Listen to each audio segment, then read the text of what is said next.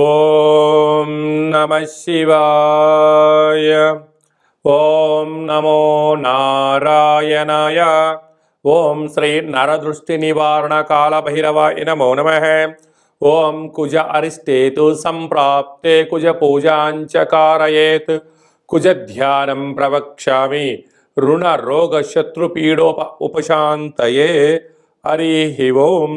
మా ఛానల్కి స్వాగతం. చూస్తున్న వీక్షకులకు ప్రేక్షకులకు ప్రియ కాళభైరవ భగవద్బంధులకి స్వాగతం పలుకుతూ మమ్మల్ని ఎంతగానో ఆదరిస్తూ ఉండబడినటువంటి ప్రియ సోదరీమణులకు అందరికీ కూడా సనాతన సంరక్షకులకు ధర్మ వీక్షకులకు ప్రేక్షకులకు అందరి పేరును కుజ భగవానుడి యొక్క ఆశీస్సులను కోరుకుందాం.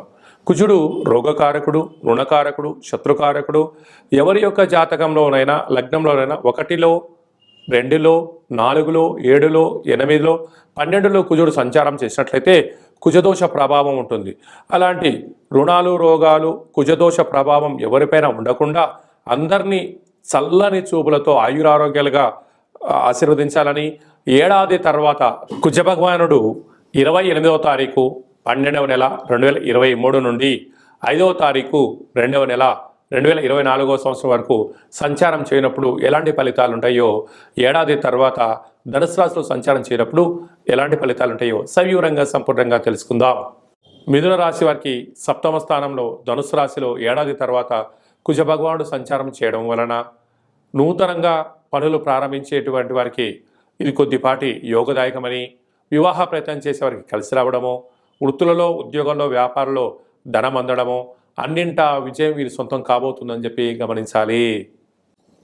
కుజ భగవానుడు అందరినీ చల్లగా ఆశీర్వదించాలని 1లో కుజుడు ఉన్నాడు రుణ సమస్యలు రోగ సమస్యలు, 2లో కుజుడు ఉన్నాడు ధనపరమైన సమస్యలు, 4లో కుజుడు ఉన్నాడు ఏ పని జరిగినా చేయాలన్నా విజయవంతం కాకపోవడం, సగంలో ఆగిపోవడం, 7లో కుజుడు ఉన్నాడు ప్రేమ వివాహాల్లో ఆటంకాలు, భార్యాభర్తల మధ్య విభేదాలు, వాహన ప్రమాదాలు పొంచి ఉంటాయి.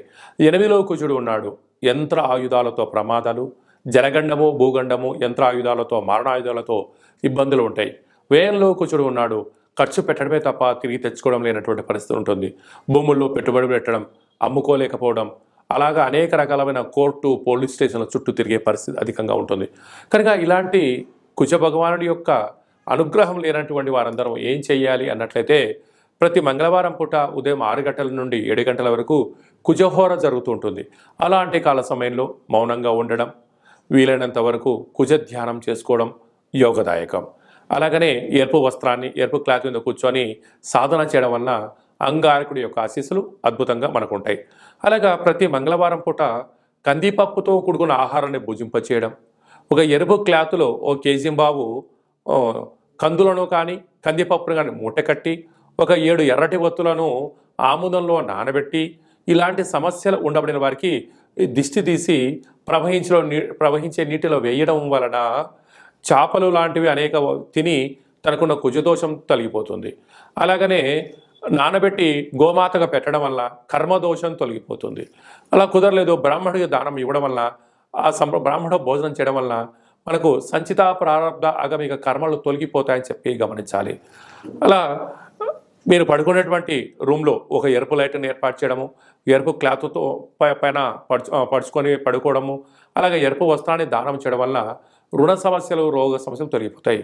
అబ్బో ఇవల్ల చాలా కష్టమండి, మేము చేయలేము అనుకుంటున్న వారందరికీ ఒక అద్భుతమైన ఆధ్యాత్మికమైనటువంటి రెమెడీ ఏమిటి అనగా, ప్రతిరోజు స్నానం చేసేటప్పుడు ఒక 7 కంది గింజలను కానీ కందిపప్పులను నీటిలో వేసి ఆ నీటితో స్నానం చేయండి, యోగదాయకం. అలాగనే ఈ యొక్క అంగారక కల్పవృక్ష దేవతను గృహంలో ఉంచుకొని ప్రతిరోజు ఉదయము కుదిరితే సాయంత్రం పూట 2 అగరబత్తులు వెలిగించి ఓం క్రాం క్రీం క్రోం సహ భౌమాయ నమః అనే మంత్రాన్ని 7 సార్లు, కుదిరితే 27 సార్లు, కుదరలేదు 108 సార్లైనా కుదిరేలాగా చేసుకొని మంత్ర సాధన మీరు చేసినట్లయితే ఇలాంటి అనేక రకాల సమస్యలు తొలగిపోతాయని చెప్పి గమనించాలి. అలాగనే మీ వ్యక్తిగత జాతకం తెలుసుకోవాలనుకుంటున్నారా? మీరు పుట్టినటువంటి తేదీ, నెల, సంవత్సరం, పుట్టిన సమయాన్ని రాసి పంపించినట్లయితే సవివరంగా సంపూర్ణంగా 100 సంవత్సరాల జాతకాన్ని రాసి పంపించడం జరుగుతుంది. మీరు పుట్టినప్పుడు గ్రహ గమనాలు ఎలా ఉన్నాయి, ప్రస్తుతం ఎలా ఉంటున్నాయి, రాబోయే కాలం ఎలా ఉండబోతున్నాయో మీకు క్లుప్తంగా సవివరంగా తెలియజేయడం జరుగుతుంది. అలాగే చాలామందికి పుట్టినటువంటి కాల సమయంలో డేట్ ఆఫ్ బర్త్లో లేనటువంటి వారందరికీ కూడా మీ పేరు యొక్క మొదటి అక్షరాన్ని అనుసరిస్తూ రాశిని తెలియచేస్తూ కాళభైరవ ఉపాసన చేత మీకు గవళ ద్వారా భూత భవిష్యత్ వర్తమానాన్ని తెలియజేయడం జరుగుతుంది. కనుక ఆసక్తి గలవారు ఈ కింద నెంబర్ని ఆన్లైన్ ద్వారా కానీ ఆఫ్లైన్ ద్వారా కానీ వాట్సాప్ ద్వారా సంప్రదించి అపాయింట్మెంట్ తీసుకొని సంప్రదించగలరు. ఆధ్యాత్మిక విషయాలను తెలుసుకొని అష్ట కష్టాలకు దూరంగా ఉంటూ అష్టైశ్వర్య ప్రాప్తిని పొందాలని ఆశీర్వచనం. అలాగనే మీ అమ్మాయి కానీ అబ్బాయి కానీ ఎంత ప్రయత్నం చేసినా వివాహం కావట్లేదా, సంబంధాలు రావడం లేదా, వచన సంబంధం ఎలా ఉంటుంది అనేటువంటి ఆలోచన కలిగినట్లయితే ఈ కింద నెంబర్ సంప్రదించినట్లయితే ఎందుకు వివాహం కావట్లేదు, వధువు వరుడు ఎలాంటి వారు వస్తారు, వారి యొక్క జాతక సమ్మేళనం ఎలా ఉంటుంది, గణాలేంటి, గుణాలేంటి, వివాహ సంతానం ఏంటి, ఆరోగ్య పరిస్థితి ఏంటి, విదేశానం ఏంటి, వారికి ఎలాంటి యోగాలు ఉన్నాయో మీకు తెలియజేయడం జరుగుతుంది. అలాగే గతంలో వివాహమైన దంపతులు తరచూ గొడవ పడుతున్నట్లయితే, పోలీస్ స్టేషన్లని కోర్టు మెట్లు ఎక్కుతున్నట్లయితే ఎందుకు ఈ సమస్య వస్తుంది, మీ పేరులో కొన్ని అక్షరాల మార్పు ద్వారా ఆధ్యాత్మిక సలహాల ద్వారా మిమ్మల్ని పాలు నీళ్ళలాగా కలిసి ఉండేటువంటి ఆధ్యాత్మిక సలహాలు సూచనలు కూడా ఇవ్వడం జరుగుతుంది. అలాగే మీకు అబ్బాయి కానీ అమ్మాయి కానీ పుట్టినట్లయితే వారు పుట్టినటువంటి రోజున, నక్షత్రం రోజున, మాసం రోజున వ్యవహారిక నామాలు ఏం పెట్టుకోవాలి, పేరులో బలం వలన మరి ఎలా భవిష్యత్తు ఉంటుందో ఈ యొక్క నామాలను ఆధ్యాత్మిక మంచి నామాలను మీకు తెలియజేయడం జరుగుతుంది. అలాగనే మీరు ఏదైనా కాళభైరవ మంత్ర సాధన చేయాలనుకుంటున్నారా, అలాగనే మంత్ర సాధన ఎలా చేయాలి, మంత్ర ఉపదేశం ఎలా పొందుకోవాలి, వ్యక్తిగతమైనటువంటి రుణ సమస్యలు, రోగ సమస్యలు, తాంత్రిక ప్రయోగ దోషాల నుంచి ఎలా బయటపడాలో మీకు కాళభైరవ ఉపాసన కూడా చేయడం జరుగుతుంది. కనుక అందరిపైనను కుజ భగవానుడి యొక్క ఆశీస్సులు, నరదృష్టిని నివారించే కాళభైరవ స్వామి ఆశీస్సులు ఉండాలని కోరుకుంటూ ఆశీర్వచనం.